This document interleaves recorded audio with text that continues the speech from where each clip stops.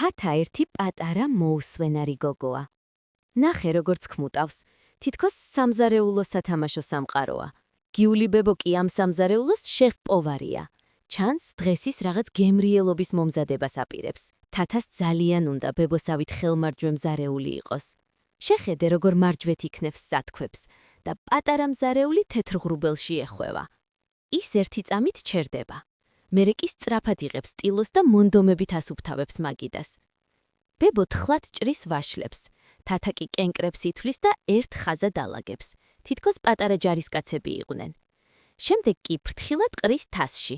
ამატებს კვერცხს და ურევს მონდომებით. უცებ თათას რაღაც ახსენდება. ბებოს ხელს ჩახკიდებს და ბაღში გაჰყავს. ბაღში ყველაფერი ლამაზი და ფერადია. თათა ყველაფერს აკვირდება. ნახე, მარწყვიც დამწიფებულა.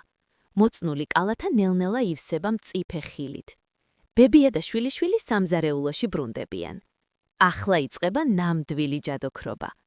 თათა ბებოს გვერდით უკვე გამოცდილი მზარეულივით ფუსფუსებს. ნამცხვარი ნელ-ნელა ხელოვნების ნიმუშს ემსგავსება. და აი, ცოტა ხანში მაგიდაზე ოქროსფრად დაბრაწული, სხვადასხვა ხილით აფერადებული ნამცხვარი ჩნდება. თათა ფრთხილად ჭრის პატარა ნაჭერს და ამაყად უმასპინძლდება ბებოს. გიული ბებო სინჯავს და სიამოვნებით იღიმის. თათა ბედნიერია. დღეს ის კიდევ ერთხელ დარწმუნდა, რომ თუ გულით ეცდები, ყველაფერი გამოგივა.